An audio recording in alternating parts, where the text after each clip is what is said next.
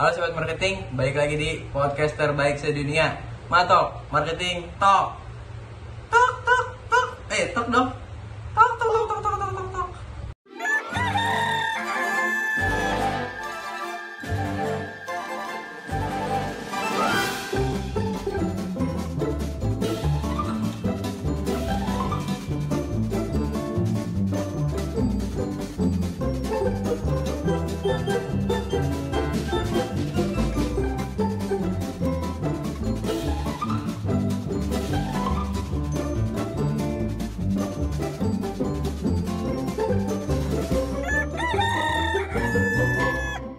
Ya, jadi di sini sebelumnya perkenalkan saya sebagai host di sini.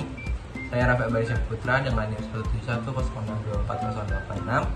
Dan kali ini saya ditemenin oleh narasumber saya yaitu saya sudah di Bagas Indrawan dengan NIM 17106241101. Jadi panggilin Bagas.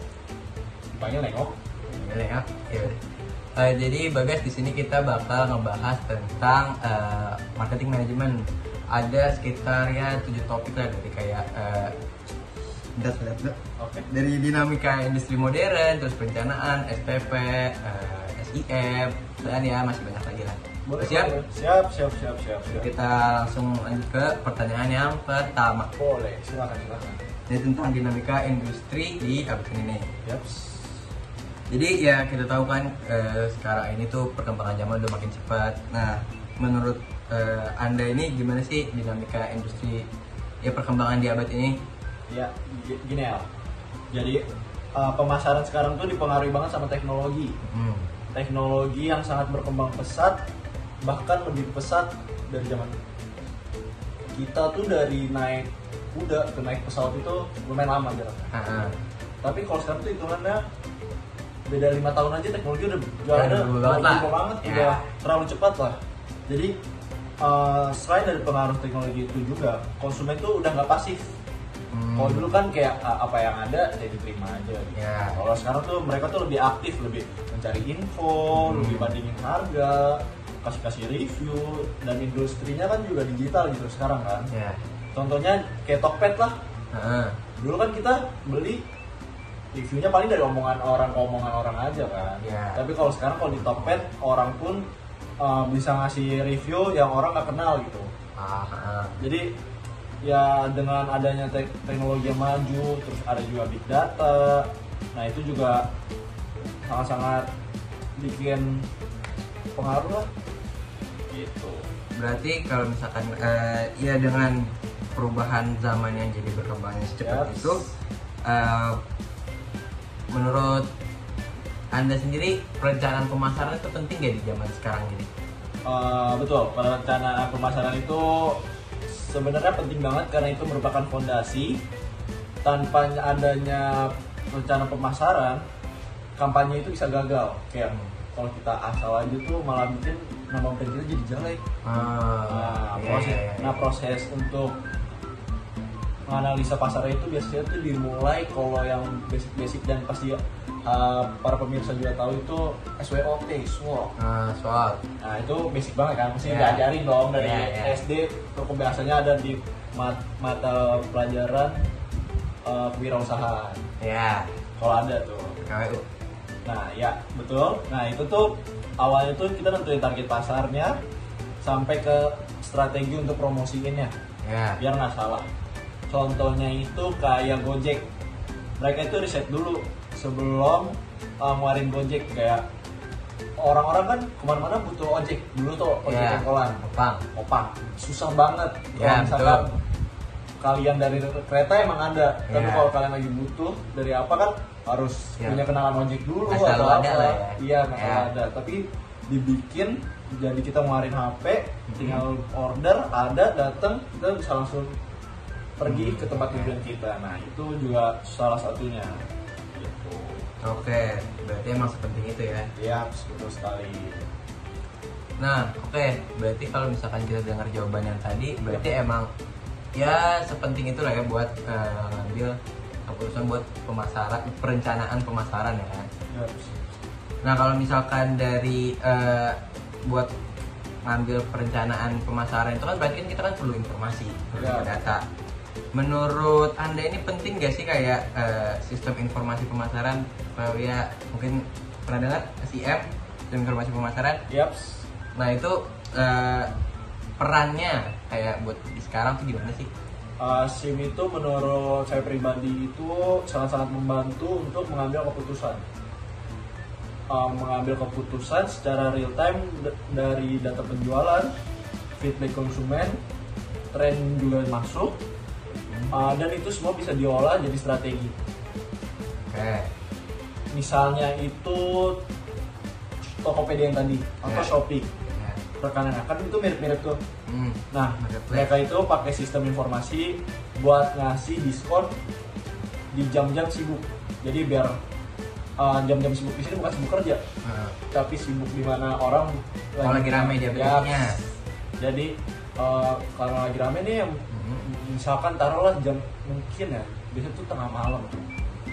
Karena istirahat dulu kan, atau mungkin pas jam istirahat siang biasanya juga ada promo-promo. Selain Shopee juga Gojek juga kalau promo GoFood gitu-gitu diskon. Nah, jam makan siang, jam makan sore atau apa, makan malam. Nah, itu juga bisa jadi buat ini yang strateginya lah bagus. Oh jadi ya kayak ngambil data dari konsumen atau apanya gitu ya? Betul sekali. Oke. Jadi kita next ke pertanyaan keempat. Ya kayak tadi kita udah ngomongin konsumen. Sebenarnya proses mereka ngambil keputusan buat beli barang, jadi dari konsumen ini keputusan mereka itu prosesnya buat sampai akhirnya beli barang tuh gimana sih? Karena tadi konsumen sekarang udah aktif, pasif lagi. Nah, jadi tuh tadi udah bilang pasti mereka tuh yang pertama tuh pasti mereka cari info dulu gitu. Cari info, misalkan kita mau beli laptop nih, kita cari info dulu speknya gimana. Kan biasanya kalau kita mau beli di range harga tertentu, misalkan taruh 15 juta, kan banyak tuh jenis-jenisnya, ada Lenovo, yang lain-lain kan, iQ gitu-gitu, yang lain ROG, Asus. Nah pasti mereka tuh cari info dulu, di harga range ini yang worth itu yang mana sih gitu. Nah biasanya itu mereka juga melihat review-review dari orang-orang di YouTube, biasanya ada kayak Budgetin.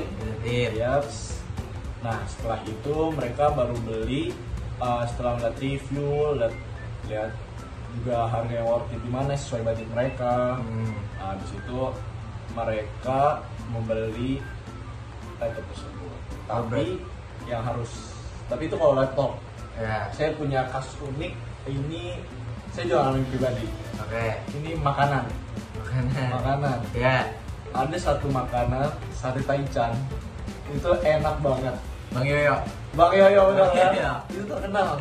Tapi anehnya, nah ini juga nggak selamanya review jelek itu nggak enak.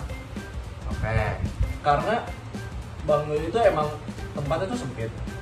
Nah jadi tuh nggak tahu kenapa, tapi tuh enak banget, dagingnya juga gede, terus satenya juga sambalnya enak, banyak porsinya, harganya juga relatif murah. Tapi ratingnya tuh sangat amat kecil di Google gitu. Karena tempatnya? Satu karena tempatnya, dan kedua karena rame. Jadi dia nunggu lama, kesel, jadi nge-reviewnya kecil. Nah itu juga tuh, jangan gampang percaya. Dijadiin benchmark boleh, tapi jangan terlalu percaya sama rating sih menurut saya pribadi. Berarti prosesnya itu kalau misalnya kita beli laptop, pertama pasti kita nentuin budget. Terus budget itu terus kita lihat review. Lihat review baru akhirnya keputusan terakhirnya untuk beli apa enggak.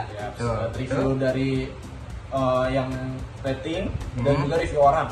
Karena rating yang tadi itu seperti kasus yang Bang Yoyo tadi lumayan aneh.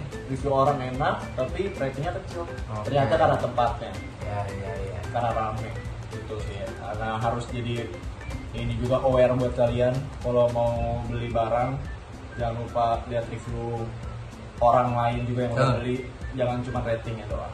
Dari yang honest review, karena sekarang banyak tuh orang yang review buzzer. Jadi harus pinter-pinter cari yang honest review. Nah kita lanjut ke pertanyaan selanjutnya. Kelima nih. Itu segmented, targeting sama positioning. STP. Tahu dong? tahu. Menurut Bagas sendiri itu penting nggak? Penting banget dong, karena yang kita bahas tadi, segmentif itu membagi pasar, jadi gampang untuk memilih target. Ya. Yang mana nih yang cocok untuk kita masuk ke pasar itu. Ya. Misalkan kayak Wardah. Ya. Tahu Wardah? Tahu dong. Halal.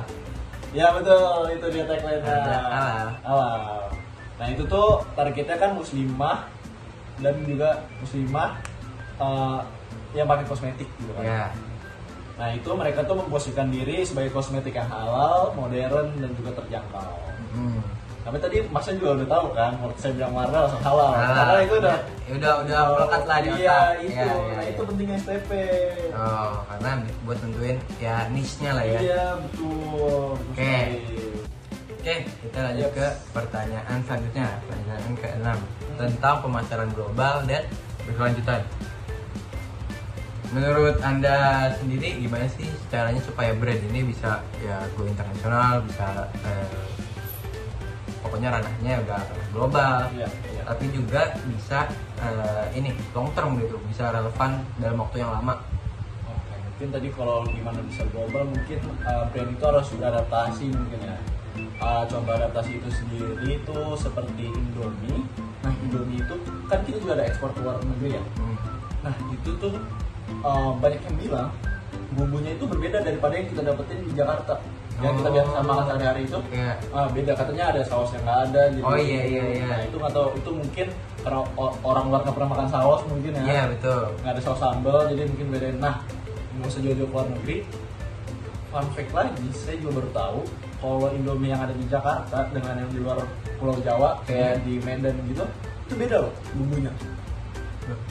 Gede. Iya, karena jadi ada yang nggak ada sausnya, ada yang nggak ada kecapnya bahkan. Karena di sana kan sukanya pedas. Oh iya benar, Sumatera. Ya, Sumatera tuh lebih terkenal dengan masakan-masakan yang pedas. Iya. Nggak kayak orang-orang di Pulau Jawa yang lebih suka rata-rata kan manis. Iya. Lebih begitu. Nah untuk jawaban kedua tadi, apa tadi saya lupa? Jadi supaya gimana caranya supaya brandnya itu long term gitu, jadi tetap relevan dalam waktu yang lama. Mungkin dengan mengadakan kampanye-kampanye gitu ya. Kalau long term tuh mungkin kayak Starbucks. Walaupun banyak brand-brand kopi yang mungkin lebih murah dan lebih enak, Ya. tetapi karena dia udah punya brandingan yang kuat, Ya betul. dan juga kampanye-kampanyenya dengan terakhir tuh kampanye sosial dia tuh kalau nggak salah zero waste. Yang makanya sedotan dia sekarang kertas-kertas gitu, Oh iya. nggak pakai plastik. Ya. Nah itu salah satu bentuk kampanyenya. Padahal satu cup 20.000, 60.000. Iya, ini kan beli kopi dari Nah, jiwa. bukan kamu menunding gitu, bukan buat kamu menunding. Berarti kalau misalkan ini disimpulin, berarti misalkan kalau buat go internasionalnya itu pakai cara adaptasi, buat long termnya itu pakai campaign yang narik yang apa ya? Iya.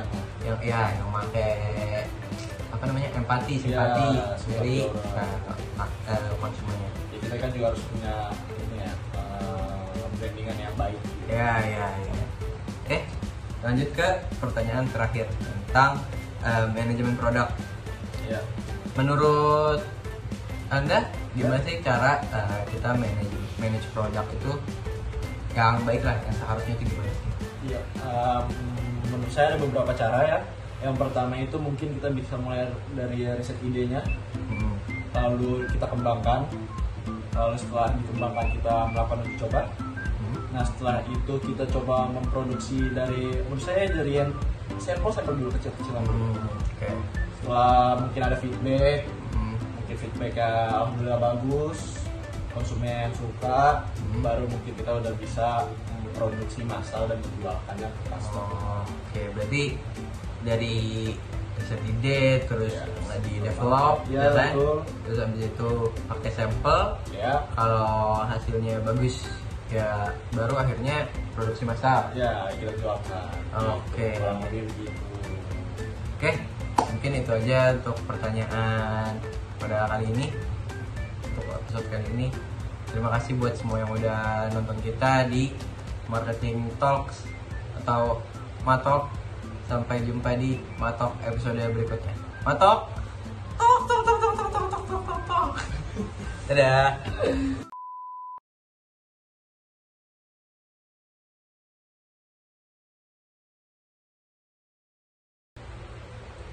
Ayo, 1, 2, 3. Halo Sobat Matok, balik lagi di Matok Marketing Talk.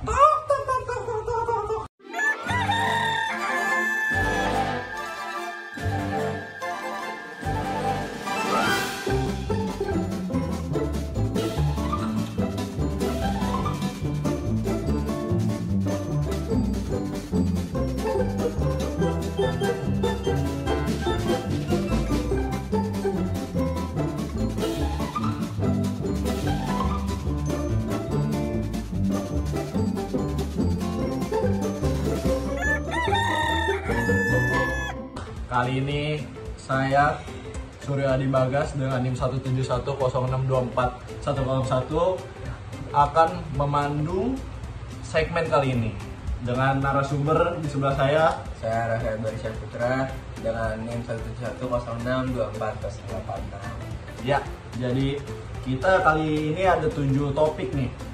7 topiknya itu meliputi, yang pertama ada dinamika industri modern di abad 21, yang kedua ada perencanaan, yang ketiga ada STP, yang keempat ada pemasaran global, sampai bagaimana konsumen berpikir dan produk dikembangkan. Gak bisa di sini.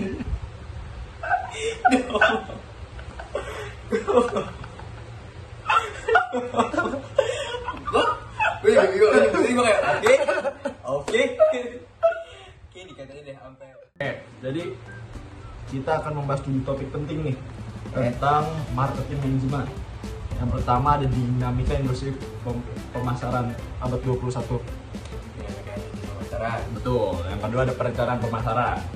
Pemasaran. Betul. Yang ketiga ada sistem informasi pemasaran. CM. Yang keempat ada pengambilan keputusan konsumen. Konsumen. Yang kelima ada STP. Tahu nggak?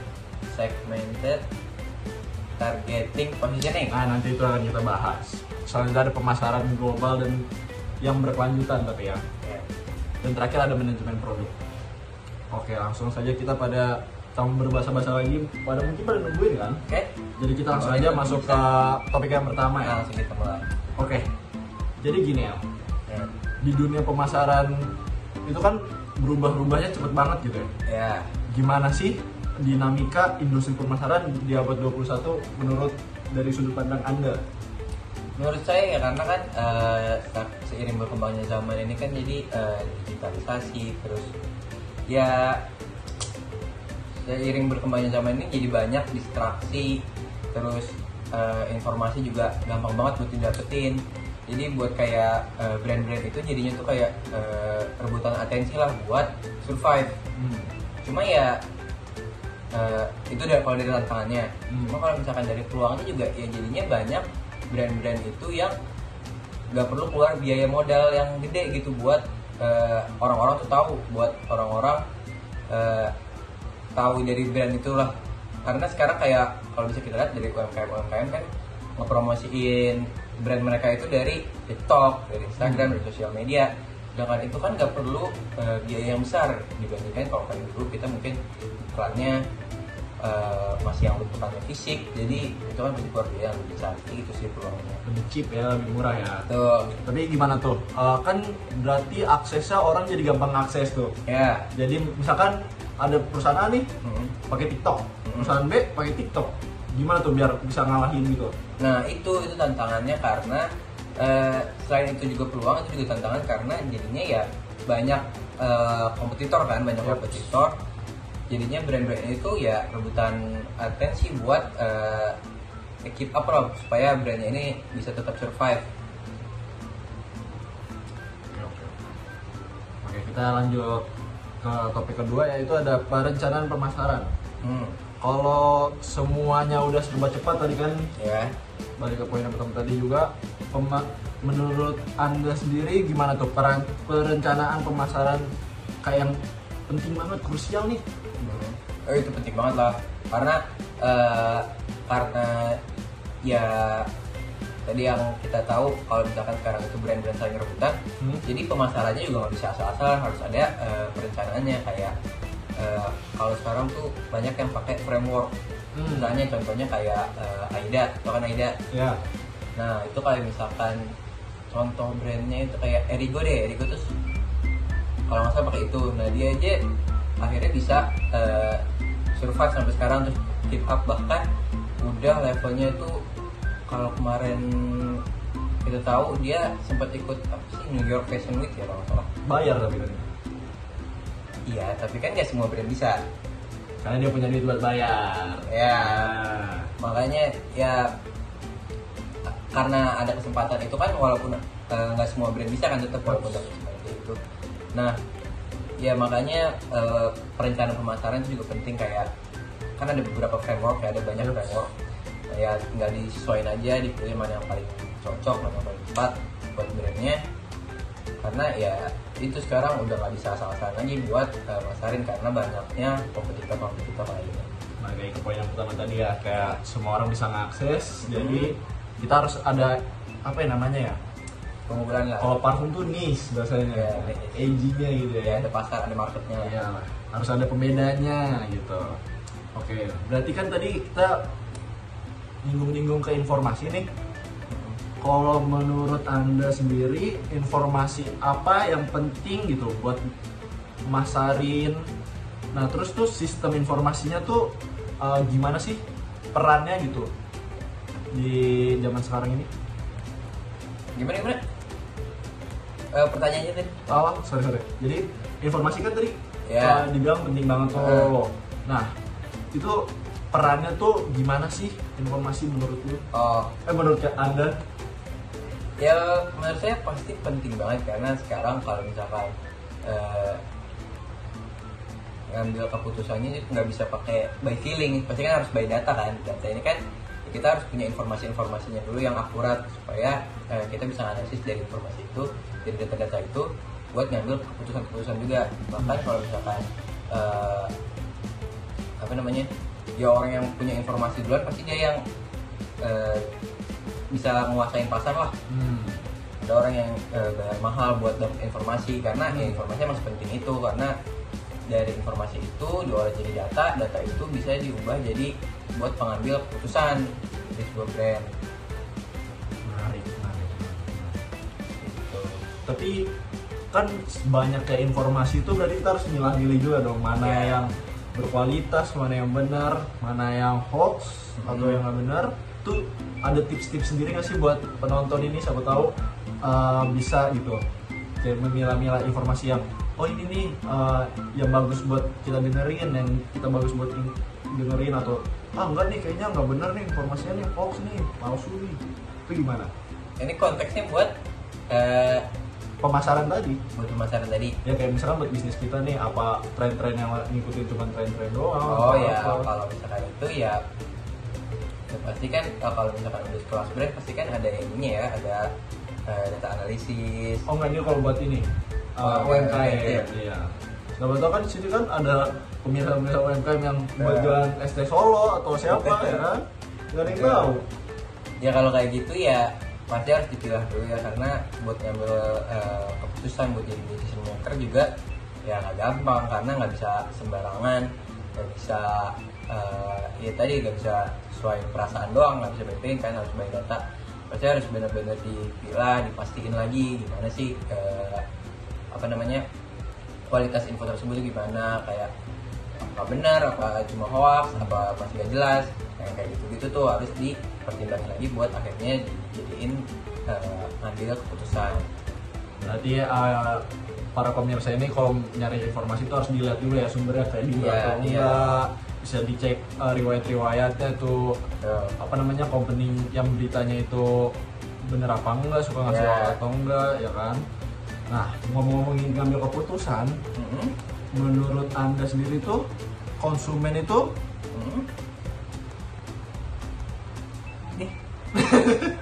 Wah, kita kata aja. Ajan? Break aja. Ajan. Nah, karena ajannya udah selesai, tadi ngebahas sedikit-sedikit tentang keputusan. Nah, menurut Anda sendiri tuh gimana ya kita sebagai pedagang nih, kalau dari segi konsumennya tuh mutusin mau beli produknya kita gitu, kayak dia tuh yang gimana sih kalau kira kalau misalkan sekarang ya di zaman digital kayak gini yang semuanya udah digitalisasi, menurut saya yang paling penting itu ini review atau ya pokoknya pendapat orang-orang lah, rating atau review ya pun review orang-orang. Karena kalau misalkan kayak kita lihat di TikTok itu kadang ada barang yang sebenarnya bagus, cuma karena ya reviewnya atau kayak belum ada beli atau yang review masih sedikit, orang tuh pasti masih ragu kayak ini bener nggak sih bagus barangnya, atau kayak ini beneran ya maksudnya beneran berkualitas kayak barangnya. Sedangkan kalau misalkan ya barangnya biasa aja tapi reviewnya bagus, orang kan pasti kayak tertarik dong, lebih tertarik kayak penasaran, kayak cari tahu dulu, lebih kayak penasaran, kayak akhirnya tertarik buat beli. Itu kan maksudnya jadi lebih mancing banyak calon customer sendiri kan. Makanya menurut saya faktor penting itu review sih, pendapat orang-orang. Selain review mungkin ada apa gitu yang penting lain dari decision si konsumennya untuk membeli produk kita? Selain review apa ya, branding menurut saya juga lumayan penting ya, karena kayak misalkan kita tahu kayak Apple, misalkan Apple bikin barang, misalkan bikin keluar produk baru lah, tapi karena misalkan ya Apple brandingnya udah bagus tuh, udah top lah ya kan, udah kelas dunia, dia mau dia bikin barang yang reviewnya masih sedikit pun pasti orang kayak nggak bakal nganggep yang kayak ini kaleng-kaleng, nggak mungkin kan, karena brandingannya udah punya nama dia. Udah punya nama, brandingannya ya tetap kita tahu sendiri lah Apple gimana kan. Oh, berarti itu bisa masuk juga ke STP yang tadi kita bahas, mungkin segmenting, targeting, dan positioning. Oke nih Mas El, kalau kita mulai coba bahas ke STP gitu, segmenting, targeting, dan positioning, apa sih contoh lokal yang menarik menurut Anda gitu? Brand lokal ini Janji Jiwa, tahu dong. Janji Jiwa itu yang jualan kopi. Nah, udah pasti tahu dong Janji Jiwa. Itu menurut saya sendiri dari segi segmenting, targeting, positioning itu bagus, karena dari namanya aja Janji Jiwa kan, kayak dia tuh pasti segmentingnya buat remaja, buat anak-anak muda. Apalagi sekarang kan banyak anak muda yang galau-galau, sad boy, sad girl. Nah, masa galau kan nih. Lanjut. Iya, maksudnya kan pasti di segmented buat anak-anak muda kan, mostly targetnya. Makanya dari nama-namanya Janji Jiwa, terus kayak dari nama-nama menunya juga kan yang berbau galau-galau lah, gitu kan. Percintaan. Makanya yang ditargetinnya ya buat mahasiswa sama ya pekerja-pekerja muda. Terus juga kayak slogan mereka tuh kan kopi dari hati. Nah itu jadi emang lumayan bagus, karena ya segmented ke ya itu tadi, targetnya mereka itu anak-anak muda sama ya pekerja-pekerja yang masih muda lah, yang masih ngalamin percintaan. Tapi emang salah satu gerai kopi yang bisa dibilang lumayan sukses dengan cabang yang banyak dan masih rame sih emang Janji Jiwa sih. Janji Jiwa mungkin kalahnya sama Fore ya mungkin. Tapi itu selera balik lagi. Oke. Kalau kita ngomongin perusahaan nih, biar bisa balance antara ekspansi global tapi dia tetap lanjut di dalam negerinya, itu gimana? Oh, maksudnya expand secara global tapi secara di dalam negerinya juga balance lah gitu. Kayak jadi dia ekspansi, nggak fokus ke ekspansinya doang, di dalam negerinya dilupain gitu. Itu gimana sih? Kalau menurut saya itu harus ada campaign yang menarik buat calon-calon customer. Kayak misalkan kalau kita lihat sekarang itu kayak banyak brand-brand yang mulai peduli sama kesehatan. Kayak misalnya The Body Shop. The Body Shop itu kalau nggak salah mereka itu tuh bilangnya kalau mereka itu nggak pakai animal tested. Jadi kayak ya orang kan sekarang kan kayak udah mulai pada melek lah, kayak nggak cuma terima jadi produknya aja, tapi mereka juga cari tahu kayak gimana sih proses pembuatannya.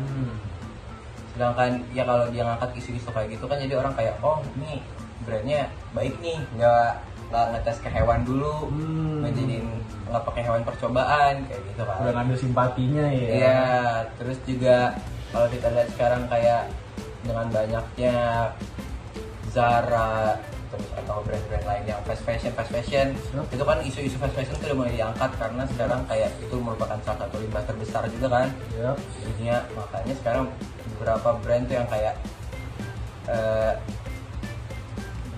klaimnya itu mereka itu ramah lingkungan, eco friendly, jadi harus ada campaign kayak gitu kalau menurut saya, supaya ya kalau kayak gitu kan bisa expand ke global, tapi di market lokalnya pun juga tetap maju lah. Karena Mas El sibuk banget tadi, habis ini ada acara lagi. Terakhir nih Mas, produk terakhir, gimana sih proses inovasi produk dan yang relevan untuk keadaan saat ini, di era-era saat ini? Manajemen produknya. Manajemen produknya. Kalau di manajemen produknya menurut saya harus ada ini sih, inovasi, terus juga responsif. Menurut saya brand itu harus inilah lebih ngedengerin apa Kata konsumen. Iya, apa kata konsumen, apa kebutuhan konsumen, dilihat juga gitu kayak apa namanya minatnya konsumen tuh kemana, kebutuhan konsumen tuh apa gitu.